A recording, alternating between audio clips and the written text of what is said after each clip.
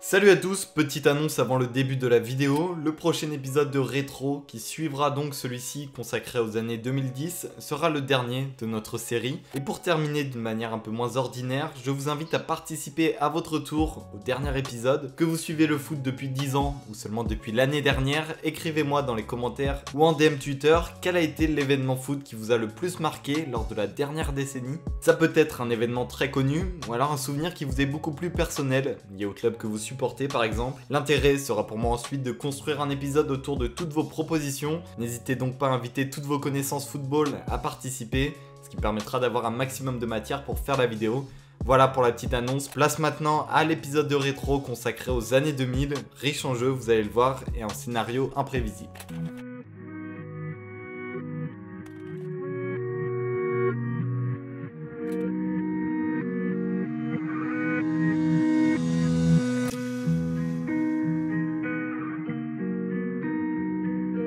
Après la gloire, l'heure est à la confirmation. 2 ans après son titre de champion du monde, l'équipe de France retrouve le gratin du football international avec l'Euro 2000. Une compétition qui se déroule non loin de son jardin, puisqu'elle est organisée conjointement par la Belgique et par les Pays-Bas. Les Français peinent toutefois à porter le costume de meilleure équipe du monde avec une qualification à l'arraché à la toute dernière journée. Le début de la compétition finale sera sur un tout autre rythme pour les Bleus, infligeant une défaite d'entrée au Danemark 3-0. Cette première large victoire symbolise la dichotomie entre l'équipe de France 98 et l'actuelle. On avait vu dans l'épisode précédent de Rétro la philosophie de Aimé Jacquet, parfois critiqué pour son manque d'allant offensif. Suite au titre de 98, Aimé Jacquet cède sa place à son adjoint Roger Lemaire, qui en 2 ans a construit une équipe aux ambitions offensives bien plus prononcées. L'éclosion d'attaquants de grand talent a largement contribué à ce nouveau visage offensif. Zinedine Zidane bien sûr, mais aussi Thierry Henry, Sylvain Wiltord, David Trezeguet ou encore Nicolas Anelka. Cette armada offensive, toujours appuyée par son immuable base défensive de 98, a porté les Bleus jusqu'à la finale de la compétition,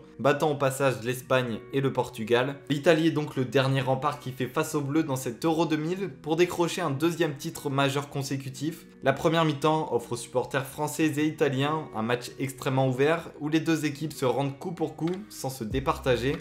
À la sortie des vestiaires, le rythme ne ralentit pas et tourne finalement en faveur des Italiens à la 55e minute, 1-0. Le chronomètre défile et la France voit le titre européen lui échapper alors qu'il ne reste qu'une poignée de secondes à jouer. Le remplaçant Wiltord reçoit la balle de match.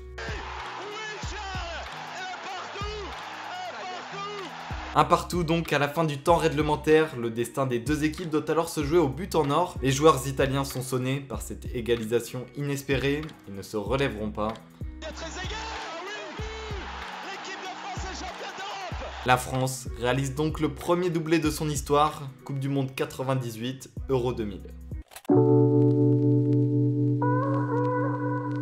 La suprématie totale de l'équipe de France au début des années 2000 a pu donner des idées à un club de son territoire, l'Olympique Lyonnais. Si le passé de l'OL n'a pas toujours été glorieux, il s'éclaire depuis l'arrivée de son nouveau président en 1987, Jean-Michel Aulas. Alors en 2e division française, le club retrouve l'Europe en seulement 3 ans. Il devient une institution forte au fil des années et l'investissement de 104 millions de francs du groupe Pathé permet à l'équipe de se renforcer dans la continuité.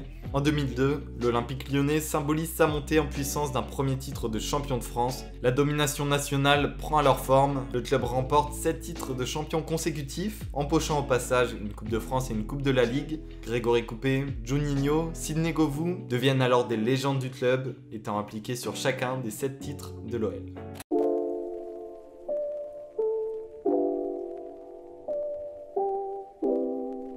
12 juillet 2004, le Portugal ouvre officiellement l'Euro 2004 sur ses terres.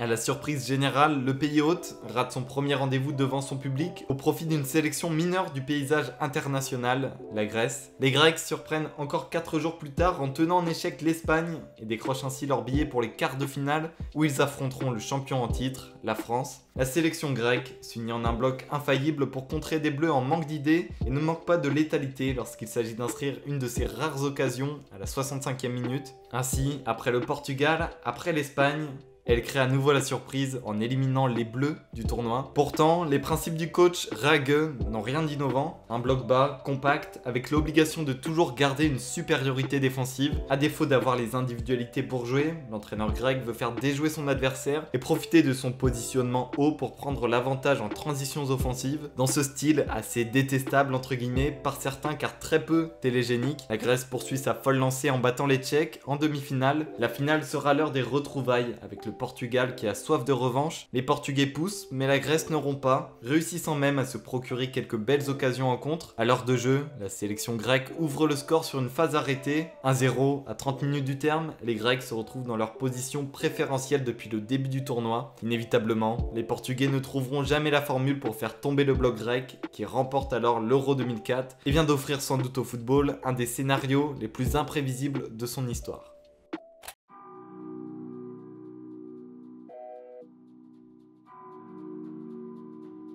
L'année 2004 était une année spéciale pour le football. Si la surprise vient surtout de la victoire de la Grèce à l'Euro, l'AS Monaco a voulu suivre le même destin dans la plus prestigieuse des coupes, la Ligue des Champions. Les Monégasques ont la chance de tomber dans un groupe abordable, mais ne manquent déjà pas d'attirer l'attention avec une spectaculaire victoire 8-3 contre le Deportivo La Corogne, meilleure défense de Liga. Première du groupe C, le tirage continue d'être clément car il offre à la principauté le Lokomotiv Moscou en 8ème de finale, dont elle se sort difficilement. Ensuite, le premier obstacle sera alors en quart de finale contre le Real Madrid de Zidane. Les Monégasques sont défaits 4-2 au match aller et doivent alors créer l'exploit à Louis II.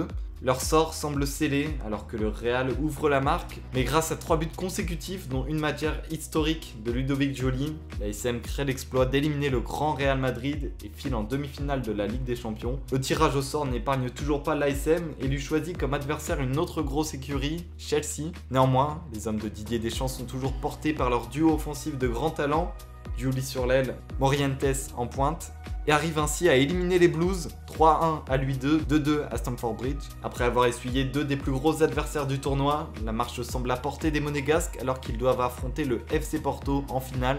Pourtant, sur le terrain, les assémistes sont l'ombre d'eux-mêmes et la blessure de Joly à la 20e minute vient nettement contrarier la suite de la rencontre. Porto ouvre même le score en première mi-temps. S'en suivra ensuite 2 buts portugais inscrits consécutivement dans les dernières 20 minutes de jeu qui viendront mettre un coup de massue sur les hommes de Didier Deschamps. Les projecteurs se tournent alors vers le FC Porto, équipe surprenante elle aussi et qui lancera surtout la carrière d'un grand entraîneur, José Mourinho.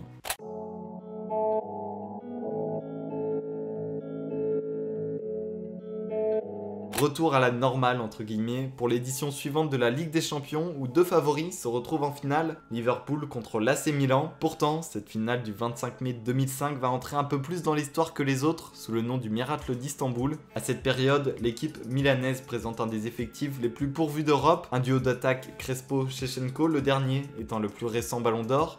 Dans le cœur du jeu, un milieu en losange composé de Kaka, Seedorf, Gattuso et bien sûr Pirlo en Regista. La défense ne manque pas non plus de noms légendaires, Nesta, Cafu, Maldini ou encore Dida au cage. La gigantesque armada italienne ne fait qu'une bouchée de Liverpool en première mi-temps de la finale, but de Maldini à la première, puis un doublé de Crespo avant la pause. La seconde période n'est plus qu'une formalité pour l'AC Milan, qui avec 3 buts d'avance doit gérer simplement 45 minutes pour décrocher le titre. Mais les Anglais, revenus avec de nouvelles intentions, sauvent l'honneur en réduisant l'écart à la 54e. 2 minutes plus tard, l'AC Milan faillit une deuxième fois et plonge alors dans le doute. Et dans une atmosphère rendue assourdissante par le chant des supporters anglais et le silence des Milanais, un pénalty est accordé en faveur de Liverpool à peine 4 minutes après le deuxième but.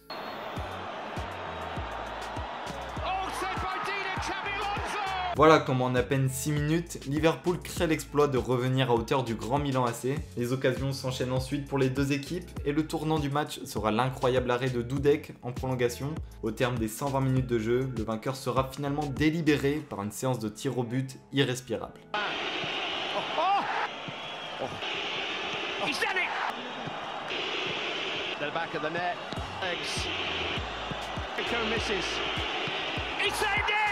Le Milan s'effondre, Liverpool crée le plus grand exploit de son histoire.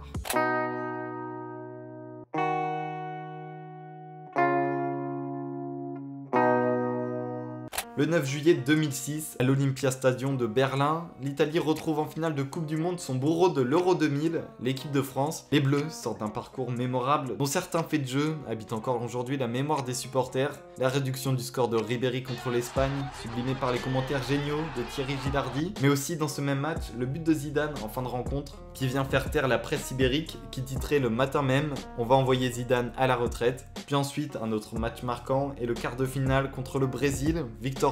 On retiendra surtout la performance de grande classe de Zinedine Zidane, puis la demi-finale contre le Portugal où un seul penalty offrira aux Bleus leur ticket pour la finale. Alors, les supporters français sentent leur équipe intouchable et se voient déjà soulever le trophée face à l'Italie. Encore plus alors que la France obtient un penalty à la 7e minute de jeu, l'heure pour Zidane de réaliser le geste le plus iconique de sa carrière.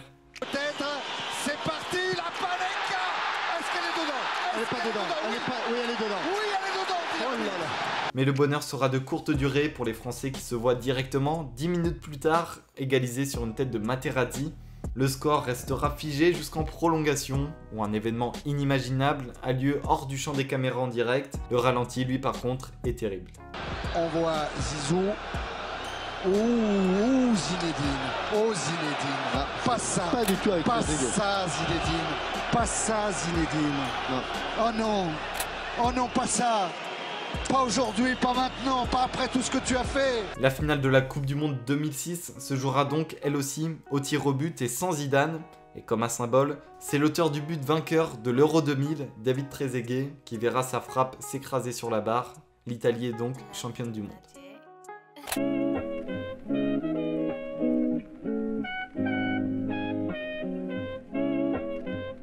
Comment conclure cet épisode riche en jeux, sans parler d'un des plus grands inspirateurs du football moderne, Pep Guardiola, milieu légendaire de la Dream Team de Johan Cruyff, dont il s'inspirera de la philosophie lorsqu'il sera entraîneur. Il est nommé coach du Barça le 8 mai 2008. En 4 années sur le banc Blaugrana, le jeune entraîneur va écrire une des plus belles histoires du Barça. Sur 152 matchs, son équipe en remportera 116 pour 25 nuls et seulement 11 défaites. 14 trophées sur 19 seront remportés, dont 3 titres de champion consécutifs et 2 Ligues des Champions. En dehors de son palmarès, Pep Guardiola a surtout cultivé une véritable identité Barça. Le tiki-taka a été durant de nombreuses années la marque de fabrique du FC Barcelone, rendant le club aussi performant que sublime à voir jouer. Le talent de Pep Guardiola a également été de bonifier les joyaux de la Masia, chers à Cruyff, Andrés Iniesta, Xavi, Sergio Busquets, Puyol, et surtout comment oublier le prodige Léo Messi.